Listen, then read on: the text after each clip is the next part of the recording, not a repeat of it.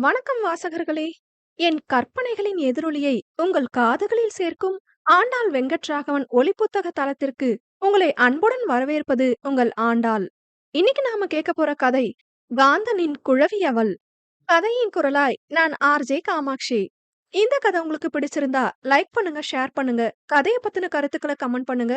மறக்காம சேனலை சப்ஸ்கிரைப் பண்ணிட்டு பக்கத்துல இருக்க பெல் ஐகானை தட்டி விடுங்க. வாங்க கதை கேட்டு ரசிக்கலாம். அத்தியாயம் 31. முடியாது, இது நடக்காது என்று அஷய் ஆத்திரத்துடன் கண்கள் சிவக்க கத்த, நான் உங்ககிட்ட பெர்மிஷன் கேட்கல என்று அசட்டையாக பதில் கொடுத்தான் அர்ஷித். எப்படி பேசுறான் பாருடி உன் புள்ள. அந்த கொலகார குடும்பத்துல இருந்து இந்த குடும்பத்துக்கு மருமக எடுக்கிறதா? இது எந்த ஜென்மத்திலயும் நடக்கவே நடக்காது. இந்த கல்யாணம் நான் செத்தாதான் நடக்கும் என்று கண்கள் மறைத்த கோபத்துடன் அஷய் கத்த, அதே கொலகார குடும்பத்தை சேர்ந்த பொண்ணுதானே மாமா நானும் என்றபடி அவ்வீட்டினுள் நுழைந்தாள் மதுமகதி. மதுமகதியை கண்டதும் முடிந்தமட் தன் கோபத்தை அவர் கட்டுப்படுத்த முயற்சித்தும் அது முடியாமல் போனது. எங்கே மீண்டும் தனது கோபத்தால் அவளை மருள வைத்து விடுவோமோ என்ற அந்த மனிதர் பயமும் படபடப்பும் கலந்து தவித்த போதும் கோபத்தை கட்டுப்படுத்தும் யுக்தியை அவரால் கையாள இயலவில்லை. மதுமா, நீ இதுல தலையிடாத என்று அவர் உருமலாய் கூற, அவரது கோபத்தில் பயம் எழுந்த போதும் மீண்டும் அஞ்சி மயங்கி சரிய, நான் இன்னும் அதே 5 வயது மதுவல்லவே என்று நினைத்து கொண்டவள், என் கேள்விக்கு நீங்க இன்னும் பதில் சொல்லல மாமா என்றாள்.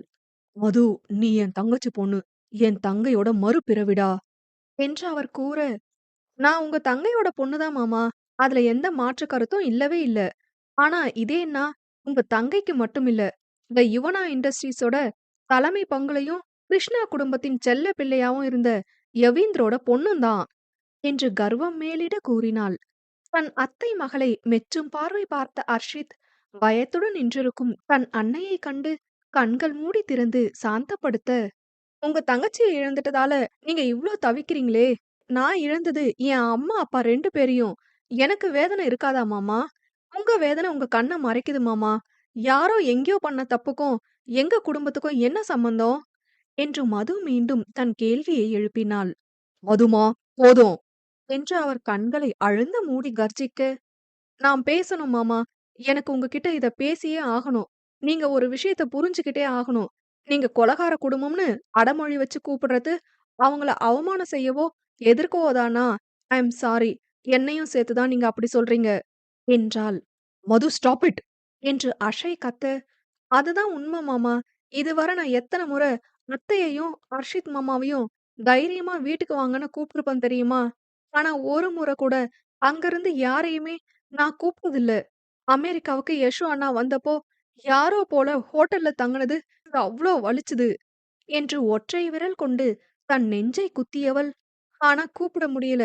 என்னால வீணா பிரச்சனை வரக்கூடாதுன்னு விட்டுட்டேன் என்றாள். அஷய் அவளை தாங்க மாட்டாத ஒரு பார்வை பார்க்க, எத்தன ராத்திரி என்னால தான் இந்த 2 குடும்பமும் பிரிஞ்சிருக்கேன்னு அழுதுருக்கேன் தெரியுமா மாமா என்று கேட்டவளை ஸ்தம்பிப்பாய் ஒரு பார்வை பார்க்க, என்னைக்காவது உங்க கோபம் தணிஞ்சு இந்த 2 குடும்பமும் சேர்ந்துடாதான்னு நான் யோசிக்காத நாள் இல்ல மாமா. வாய் விட்டு அத்தை கிட்ட புலம்ப கூட செஞ்சிருக்கேன். எனக்கு புரியுது மாமா. நீங்க அம்மா மேல அவ்ளோ பாசம் வச்சிருக்கீங்கன்னு புரியுது. இந்த வீட்ல ஒரு செங்கல்ல கூட நகர்த்தாம இத இவ்ளோ பராமரிச்சு நீங்க வச்சுக்கவும், இந்த வீட்ல எங்க அம்மாவோட காலடியிலிருந்து சுவாசம் வர இருக்கிறது தான் காரணம். அத நீங்க வாய் விட்டு சொல்லி பலமுறை கேட்டிருக்கேன். ஆனா அந்த அலாதியான பாசத்துக்கு முழுசா நீங்க மரியாதை தரலையே மாமா என்றாள். அவள் கூறியது போல் அவர் யசோதா மீது தன் உயிரையே வைத்திருப்பவர்தான். யசோதாவுக்கும் அவருக்கும் அதிக வயது வித்தியாசம். கிட்டத்தட்ட தன் மகள் போல அவரும் அவர் மனைவியும் தான் அவரை வளர்த்தது. அர்ச்சனாவிற்குமே யசோதா என்றால் உயிர். இவர்கள் அறையில் சுற்றிலும் அர்ச்சனா, அஷய் மற்றும் யசோதா சேர்ந்து எடுத்துக்கொண்ட புகைப்படம் தான் நிறைந்திருக்கும். இங்கதான் பாப்பா எப்ப பாரு ஒளிஞ்சு விளையாடுவா. பாப்பாவோட 10th பர்த்டேக்கு வாங்கி தந்த சைக்கிள் இது என்று அவர் அர்ச்சனாவிடம் பேசுவதை பலமுறை மது கேட்டும் இருக்கின்றாள். அவ்வளவு பாசம் கொண்டவரை அந்த பாசத்திற்கு மரியாதை தரவில்லை என்று அவள் கூறுவதில் அஷய் அதிர்ந்துதான் போனார். அம்மா உங்க மேல அவ்ளோ பாசம் வச்சு நீங்க பார்த்து தர மாப்பிள்ளைய தான் காதலிச்சு அழகா வாழணும்னு ஆசைப்பட்டதா நீங்க தானே சொல்லியிருக்கீங்க. எங்க அம்மா எங்க அப்பாவை எவ்ளோ காதலிச்சாங்கன்னு தெரியும் தானே மாமா? எனக்கு தெரியும். அவங்க அப்பாவோட எடுத்துக்கிட்ட ஒவ்வொரு ஃபோட்டோலயும் அவங்க கண்ல இருக்கிற அந்த காதலும், சந்தோஷமும் சொல்லும். அவங்க எழுதின டைரியில அப்பாவுக்கு அவங்க எழுதின காதல் கவிதைகள் சொல்லும். கிருஷ்ணா குடும்பத்துல ஒவ்வொரு துரும்பையும் அவங்க எவ்ளோ ஆழமா ஏத்துக்கிட்டாங்கன்னு அதுல எழுத்தா வடிச்சிருக்காங்க. அப்படி அவங்க நேசிச்ச ஒண்ண நீங்க துச்சமா நினைக்கிறது மட்டும் அவங்கள வருத்தாதா மாமா? என்றாள். அஷய் அவள் பேச பேச விக்கித்து நிற்க, அர்ஷித் மார்பிற்கு குறுக்கே தன் கரங்களை கட்டிக்கொண்டு வேடிக்கை பார்த்தான். இப்பவும் நான் உங்களையோ உங்க கருத்தையோ மாத்த சொல்லி கேட்கல மாமா. உங்கள சுத்தி இருக்கிறவங்களையும் உங்க கருத்துக்குள்ள அடக்க பார்க்காதீங்கன்னு தான் கேட்கிறேன். என்று அவள் கூற, பெரியவர் கண்களிலிருந்து கண்ணீர் வடிந்தது. நிச்சயம் அவரால் தற்போதும் அந்த குடும்பத்தை ஏற்க இயலாது. ஆயிற்று. 12 வருடங்களுக்கும் மேலாயிற்று. திடீரென தன் கருத்தை மாற்ற அவரால் எங்ஙனம் இயலும்? ஒத்தென நீள் இருக்கையில் அமர்ந்தவர் காலடியில் வந்து அமர்ந்து அவர் கரத்தை பற்றியவள், "யாழிகா ரொம்ப நல்லவங்க மாமா. அக்கா அழகு, அறிவு, ஆளுமைன்னு எல்லாத்துலயும் உயர்ந்தவங்க. அர்ஷித் மாமாக்கு சரியான ஆள் அக்கா தான்.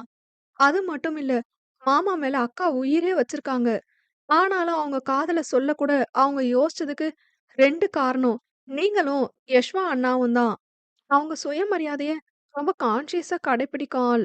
அஃப்கோர்ஸ் ஹர்ஷித் மாமாக்கு வரப்போறவங்க அப்படிதானே இருக்கணும்?" என்றபடி புறங்கையால் தன் கண்ணீரை துடைத்துக் கொண்டு தொடர்ந்தாள். "ப்ளீஸ் மாமா, உங்களால ஏத்துக்க முடியலனாலும் தவிர்க்கவோ, தடுக்கவோ செய்யாம இருக்கலாமே. ப்ளீஸ், எனக்கு நீங்க எல்லாருமே வேணும் மாமா. எல்லாரும் ஒண்ணா இருக்கணும்." என்று அவரது ஒற்றை பரந்த உள்ளங்கையில் தன் மொத்த முகமும் புதைத்து கண்ணீர் சிந்தினாள். அழுகையில் உடல் குலுங்க, அவரது சுண்டு விரலை ஒரு கரத்திலும் கட்டை விரலை ஒரு கரத்திலும் பற்றிக் கொண்டு உள்ளங்கையில் முகம் புதைத்து அழுபவள் அச்சு அசல் யசோதாவின் நகலாகவே அவர் கண்களுக்கு தெரிந்தாள். மது அழ அழ அர்ஷித்தின் முகமும் உடலும் இறுக, அர்ச்சனா கண்ணீரோடு தன்னவரை கெஞ்சலாய் பார்த்தார். தன் கண்களை அழுந்த மூடி பெரியவர் ஒரு பெருமூச்சு விட்டு தன் மற்றைய கரத்தை அவள் தலையில் வைக்க மெல்ல நிமிர்ந்து, "ப்ளீஸ் மாமா" என்றாள். பின்னிருந்து அவள் புஜங்களைப் பற்றி தூக்கிய அர்ஷித், "மது" என்க அர்ஷித்தை அணைத்துக்கொண்டு, "உங்களுக்காகலாம் பேசல மாமா. எனக்காக தான் பேசுறேன்" என்றாள். லேசாய் சிரித்து அவள் தலையை வருடி கொடுத்தவன், "ஜஸ்ட் காம் டவுன்டா" என்க லேசான விசும்பலுடன் அஷயை திரும்பி பார்த்தாள். "நான் வரத்துக்குள்ள சம்பவம் முடிஞ்சிருச்சு போலயே" என்ற குரலில் மது திடுக்கிட்டு திரும்ப, அர்ஷித் ஒரு மந்தகாச புன்னகையுடன் திரும்பினான். தன் அழகிய புன்னகையுடன் கரத்தை மார்பிற்கு குறுக்கே கட்டியபடி தன் மெல்லிய பாதங்களை அந்த பளிங்கு தரையில் மென்மையாய் பதித்து நடையிட்டபடி வந்த யாழினி, "ம்ஹும் மதுமா, தட்ஸ் மை பிளேஸ்" என்ற இரு புருவங்களையும் உயர்த்தி தலையை இடவலமாய் ஆட்டிக் கூற, அக்காவை செல்லமாய் முறைத்தவள், "மாமா" என்று சினுங்களுடன் அர்ஷித்தை பார்த்தாள். "அவ சும்மா சொல்றாடா பேபி" என்று அவன் மதுவின் பின்னந்தலையை வருட, "நோ, ஐ அம் சீரியஸ்" என்றவள் அஷயை கண்டாள். பார்வையில் அதிருப்தியும் கோபமும் கொப்பளித்த போதும் அவர் உதடுகள் இறுக பூட்டியிருந்தன. "மாமா" என்றவள் அழைக்க, "யாருக்கு யாரு?" என்றபடி எழுந்தவர் மதுவைக் கண்டு தன் கண்களை இறுக மூடிக்கொண்டார். "எனக்கு தான் நீங்க மாமா. மதுக்கு நீங்க மாமான்னா, அவ அக்காவான எனக்கும் நீங்க மாமா தான்" என்று அழுத்தமாய் கூறிய யாழினி அர்ச்சனாவை ஏறிட்டாள். அவர் பெண்ணவளைக் கண்டு மெலிதான புன்னகையை சிந்த, இவ்வீட்டில் தன்னை ஏற்க ஒரு ஜீவன் உள்ளது என்ற நம்பிக்கை உண்டானது யாழினிக்கு. "நான் பேசணும்னு வந்தத என் தங்கச்சி பேசிட்டா போல. எனக்கும் உங்களுக்கும் சுத்தமா ஆகாது. நான் சுயமரியாதைய ரொம்ப கடைப்பிடிக்க நினைக்கிற ஆள். நீங்க அவமானப்படுத்தி பேசினா கேட்டுட்டு இல்லாம பதில் பேசி பிரச்சனையும் தேவையில்லாத மனசங்கடங்களும் வரும்னு தான் இந்த உறவ ஒதுக்குனேன்" என்றவள் அர்ஷித்தை பார்த்து, "ஆனா முடியல" என்றாள். அதில் அர்ஷித்தின் இதழ்கள் கர்வமாய் வளைய, தானும் புன்னகைத்தவள், "இதுவரை நடந்தது எதுவோ அத மறக்க முடியாதுனாலும் மறந்துட்டு வர நான் தயார் மாமா. என்ன மருமகளா ஏத்துக்க முடியலைனாலும் உங்க மகன் கல்யாணம் பண்ணிட்டு வந்த பொண்ணுன்ற அளவுல நீங்க ஏத்துக்கிட்டாலே போதுமானது. என்னோட நீங்க சந்தோஷமா சிரிச்சு பேசணும்னு உங்கள கேட்கல. ஆனா என்ன வருத்தப்பட வைக்கணும்னு நீங்க வார்த்தைகள வாளா பயன்படுத்தாம இருக்கணும். அப்பதான் இந்த வீட்ல இருக்கிற மத்த 2 பேரும் நிம்மதியா இருக்க முடியும்" என்று அழுத்தமாய் கூறிவிட்டு ஒரு குறும்பு சிரிப்புடன், "அப்புறம் உங்க ஒய்ஃபும் என் ஹஸ்பண்டும் தான் நமக்கு டெய்லி பஞ்சாயத்து பண்ணணும்" என்றாள். அதில் அர்ஷித் மற்றும் அர்ச்சனாவின் இதழ்களிலும் குறுநகை தவழ, அஷய் கோபமாய் எழுந்து தன் அறைக்கு சென்று கதவை படார் என சாற்றினார். "பாவம் மாமா, யசோம்மா வாழ்ந்த வீடு. கதவ உடைச்சிடாதீங்க" என்று நின்ற இடத்திலிருந்தே கத்தியவள் சிரித்தபடி திரும்பி அர்ச்சனாவை நோக்க, மென்மையான புன்னகையுடன் தன் ஆள்காட்டி விரலால் அவளையும் அர்ஷித்தையும் சுட்டிக்காட்டி, சூப்பர் என்பது போல் ஒற்றை கண் சுருக்கி அபிநயம் காட்டினார். அதில் அத்தனை நேரமிருந்த குறும்பு மறைந்து நாணம் குடிகொள்ள, அர்ஷித் புறம் அவள் திரும்ப, தன் இடையில் கைகள் ஊன்றி கால்கள் அகட்டி நின்ற மது, "ஹலோ யாழிகா" என்க, "அட குட்டிமா, நம்ம பஞ்சாயத்த வீட்ல வச்சு பார்த்துப்போமா?" என்று அர்ஷித்தை பார்த்தபடியே மதுவுக்கு பதில் கூறினாள். "ஹ்ம், எல்லாம் என் நேரம். அர்ஷித் மாமாவ விட கொஞ்சம் குட்டையா இருக்கறதால மறைக்க முடியல" என்றவளை கிணற்றுக்குள் எட்டிப் பார்ப்பதைப் போல் பார்த்த அர்ஷித், "கொஞ்சம்" என்று அபிநயம் பிடித்துக் காட்ட, "அஃப்கோர்ஸ் மாமா" என்றவள் கூறியதில் யாவரும் சிரித்தனர்.